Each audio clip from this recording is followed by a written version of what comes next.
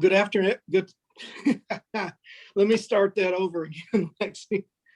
No problem. Hold That's on. hilarious. Let's see.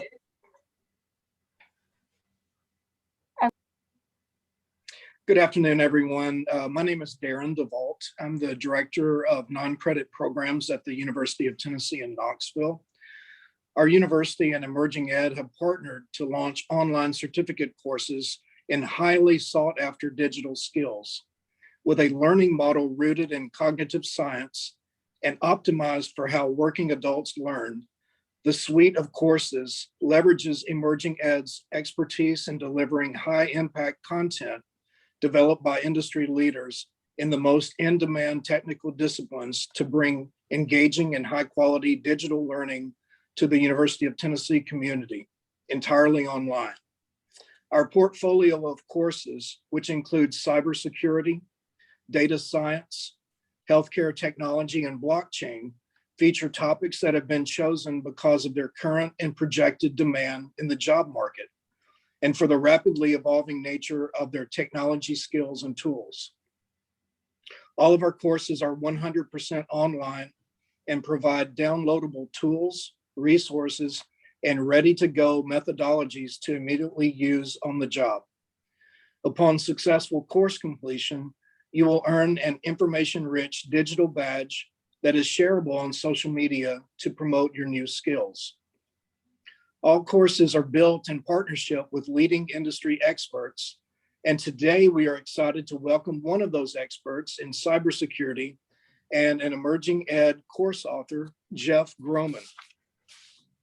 As the owner of Groman Consulting Group, Jeff has guided major corporations, including banks, insurance companies, and software providers through risk prevention and rapid response to security breaches. He is certified in forensic analysis and application security, and he previously worked with Mandiant Security Consulting Services and FireEye. With 20 years of security experience, Jeff is dedicated to helping organizations identify and resolve their greatest cybersecurity risk, and he has helped build and optimize security programs for some of the world's largest and most complex companies. We're excited to chat with Jeff today about the recent SolarWinds hack that has been featured prominently in the news. Jeff, welcome. Thank you. It's great to be here, and it's a great topic to be chatting about. Good deal. Well, let's jump right into the content then. I want to hear your perspective. The SolarWinds hack is often referred to as a supply chain attack. Can you provide an overview of what a supply chain attack is? Yeah, absolutely. So, a supply chain attack is an interesting one in that the attackers, we tend to refer to as threat actors, aren't hitting their end victims directly.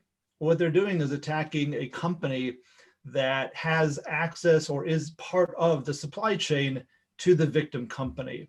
So in the case of SolarWinds as a company is being attacked and hacked into, not because that there's something, inherent in the SolarWinds, company itself that the attackers are interested in, but they realize that that is basically a backdoor into their intended victims. So in this case, it was through the SolarWinds software, knowing that, hey, if I can basically put some malware into this piece of software that literally millions of companies are using across the world, then I can get into a lot of my targets because they are going to be using that software. Either I know that they are specifically, or I've got a pretty good feel that companies or governments are using it, and that's going to get me that back door. So that's really what supply chain is. One thing I'd also point out, this is not by any stretch of the imagination the first time we've seen a supply chain attack. So in this case, it's software. We've seen software used before in supply chain attacks, but we've also seen it like service providers.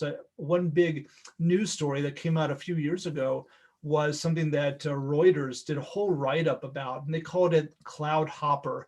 But it was basically this threat actor who's going after service providers, big service providers that were using like companies like HPE and Fujitsu and others who were connected to their clients through like network connections.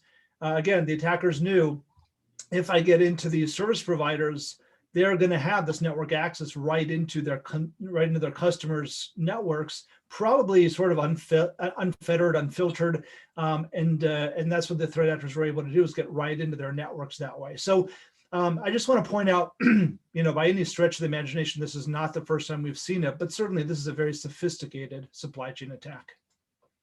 Gotcha. Well, so what exactly happened during the SolarWinds hack, and what's the impact on the industry of cybersecurity? Yeah, it's it's really interesting. So on the one hand, like I say, it shouldn't surprise us that much that this type of an attack happened and was perpetrated and planned out and all that. But when we look at the level of sophistication, I think that's where we sort of have to. And we really have, I think, as a community, as a security community, I think we've sort of taken a step back and said, wow, we knew something like this was possible, but this really does show an incredible amount of sophistication. So, what do I mean by that? Well, on the one hand, we see that the threat actor had been planning this for probably, certainly more than a year, probably a couple of years in the planning. And we see like the first indications of it went back all the way to 2019. So, certainly months, if not a year, before some of the companies actually ended up downloading the malicious version of SolarWinds. We see that the threat actor was already inside SolarWinds and was already starting to do things to sort of say, hey, let me just make some quick modifications. Let's see if anybody notices. Can I really do this? Almost like a proof of concept. Right? Can I really do this without anybody knowing it, without SolarWinds as a company, sort of being wise or getting wise to what's going on? And that was already happening, like I said, in 2019. They used multiple versions of malware. They had their own malware that was actually going into the build server for SolarWinds that was injecting their module into the SolarWinds build. So they had a piece of malware that was designed to do nothing else but to inject a different piece of malware into a build. So for those people who are software developers, you can probably sort of think this through and say, wow, that's pretty sophisticated by itself. But just for those who are not involved in the process, it's sort of like getting yourself injected into this huge factory, right? And saying, hey, at this one step in a factory, I'm going to just sort of, put in a couple of bolts, put in a screw and see if anybody notices that the product has changed. Excuse me, I just was coughing a little bit there. But, that's sort of the sophistication we're seeing, is that they sort of snuck in and was able to modify a product without SolarWinds even noticing it. And they did it in such a way that if the modification didn't work, the build server would sort of revert back to the original version, so that there wouldn't be any errors, there wouldn't be any alerts that would sort of indicate that, hey, wait a second here, if I'm SolarWinds, I say, wait a second, what's going on? Why did this not work? What's going on with our software build? So, again, we're seeing patience, we're seeing a lot of sophistication, and then, clearly just the way that they had something like, 18,000 different customers had downloaded this malicious version of SolarWinds. And yet I think the victims that have been at least identified, whether identified specifically or just identified as a number, is only in the hundreds. I think it was a few hundred. So, again, showing the sort of patience and level of targeting that this was really all about. And I think we also, keep in mind that threat actors don't tend to go after 18,000 victims. That's an unwieldy number, right? That's not what they're trying to do. They're typically going after just a small subset of that. So it's important to note that even if you downloaded that piece of software and it was malicious, you weren't necessarily being targeted by it. So, but again, it just sort of paints that picture of really what we're looking at here. Right. Well, Jeff, after hearing the level of sophistication in the attack, it leads to the obvious question: what can organizations do to defend themselves? And does it matter the size of the organization? Right. Yeah, it's a great question. And I think what we really saw coming out of this, and again, unfortunately, it's not, I don't know that it's really a surprise, but I think what we're seeing is that there just aren't a lot of great or really consistent security practices. So let me give you an example. So if you, the way the attack started is the SolarWinds server, right? You have a server on your network that runs SolarWinds, and you use it to monitor your network, because that's what SolarWinds is for. It's for network monitoring. So a server like that, the way that the attackers used it was they got onto that server because the server was running malicious software. And then that server was able to talk out to the internet and get instructions back from the threat actor's infrastructure. Okay. So the first question we should ask ourselves is, why would a SolarWinds server be able to communicate out willy-nilly to any random server on the internet? It doesn't really make sense. The only servers that, or the only internet access that a server running SolarWinds should have access to might be like the SolarWinds server, like the SolarWinds company infrastructure, right, to be able to download updates.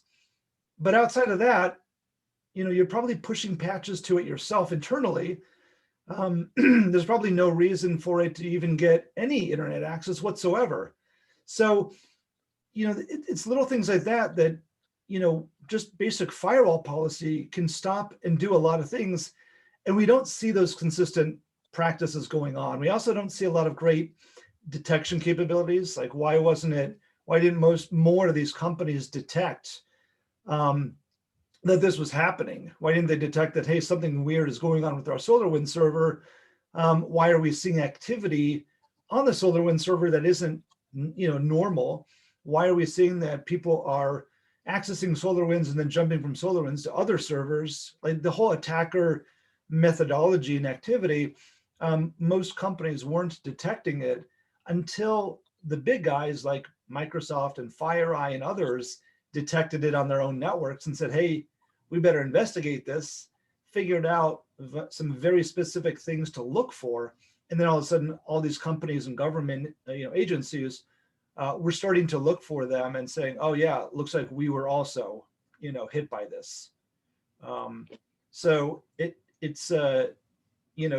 really sort of, I think, brought to light some of the things that it's not about being a big company, a small company. It's about just the basics, the security basics that every company should be doing, can be doing. And I guess I'd point out that these are the types of things that we really talk about a lot in our cybersecurity courses. Is, hey, what is a supply chain attack? We talk about the different types of attacks. We talk about what are the types of, just to use a football analogy, what are the blocking and tackling, right? The practices you've got to be very good at, very consistent at, to protect your environment, to protect your assets. Gotcha. Well, Jeff, in your estimation, will this change how the government and companies approach cybersecurity moving ahead? I think it does. I think, unfortunately, it's the silver lining, right? It's when these types of breaches come out, it does sort of wake people up. In this case, it's also waking up the federal government a little bit. Again, it shouldn't be necessary. We've seen these types of things in the past. But every time it happens, I think it does wake up companies. I think boards of directors are also starting to realize that, hey, this isn't changing. We're not getting ahead of it. The attacks are being more sophisticated. And I think also what we're seeing, not necessarily with SolarWinds, but with other types of attacks, is that they're becoming more disruptive. Like a lot of the ransomware attacks are becoming much more disruptive and operationally disruptive, meaning that they're really hitting the company's bottom line. So I think the level of sophistication in attacks goes up. Companies starting to realize, hey, this is serious. It's really a true business risk, and we just can't ignore it. So I do think that that's changing in the landscape today. Gotcha. What do you think is the general job outlook for careers in cybersecurity? Yeah, there's no doubt that there are a lot of opportunities in cybersecurity. More companies, again, when companies realize what's going on, it means that they tend to get a little bit of budget to hire people to, purchase tools. Even before all of this, there just weren't enough, there's not enough talent out there. Um, Cybersecurity is a very specialized field. It's great to sort of get in with foundational knowledge and skills, but from there you can really take it anywhere. There's so many different specialties to get into, whether it's forensics, application security, cloud security, just to name a few. There's so many others that I think that you could easily build, multiple careers in cybersecurity starting today. Gotcha. What tips do you have for people who might be considering a career in cybersecurity? So I think the one thing that is, can be a little bit of a barrier is that the more technical knowledge you have of just how computers and networks work is really beneficial. And even if you don't have that today, if it's something that you are interested in getting, again, I think there's a huge career in front of you. You just have to be willing to learn and to be in this sort of continuous learning track, because that's what cybersecurity is really about. As applications change, mobile, cloud, everything is changing, like technology-wise around us.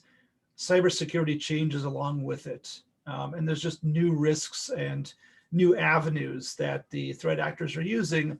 But it's also a huge opportunity to stay on top of that and be part of this, sort of technology curve. And I think that's, on the one hand, very exciting, but on the other hand, you just have to realize that it's that learning curve and it's continuous and it's not going to change. So, but it's fun, and it's a great community to be part of, where we're all sort of learning and we're all growing, and none of us is an expert in everything.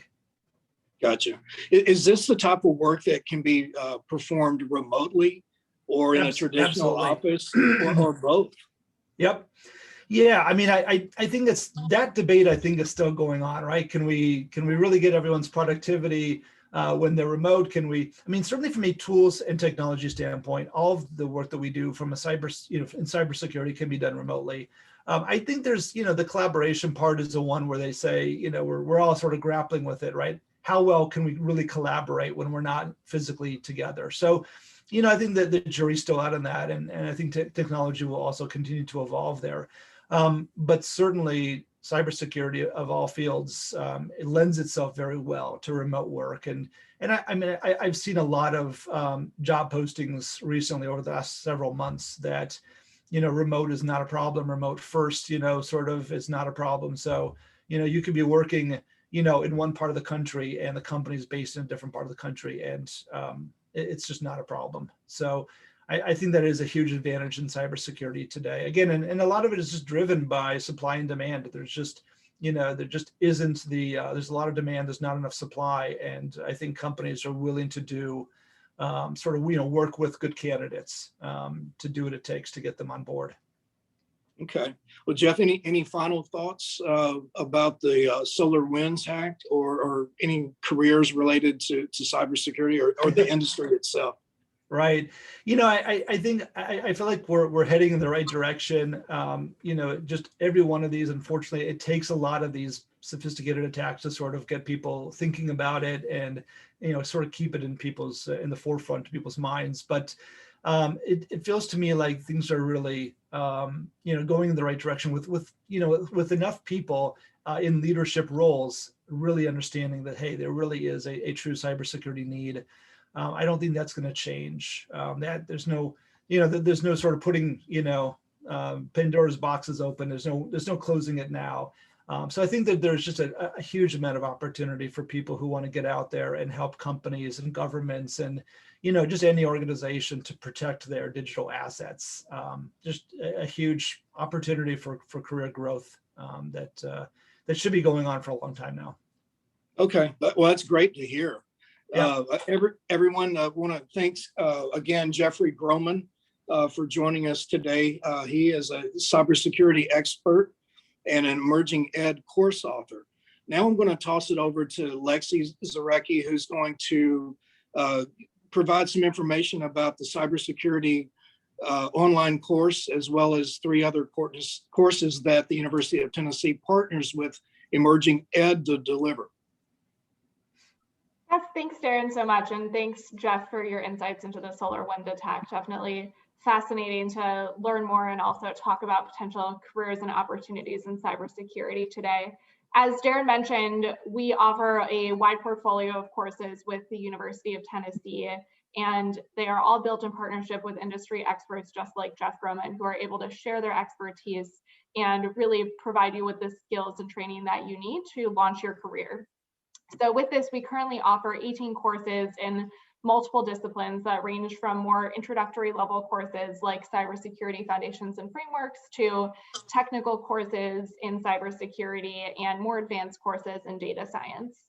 Across all of these courses and verticals, our courses give you the breadth and depth of knowledge that you need in these emerging technology topics and make sure that you can leverage them in a business setting. So if you're interested in exploring more, head to UT Non-Credit to identify and look through these course offerings, or sign up today on our site with the University of Tennessee. So thanks again, everybody, for joining us today. We really appreciate it. And thanks to Jeff Groman and Darrin for a very interesting moderated discussion. Thanks, Lexi.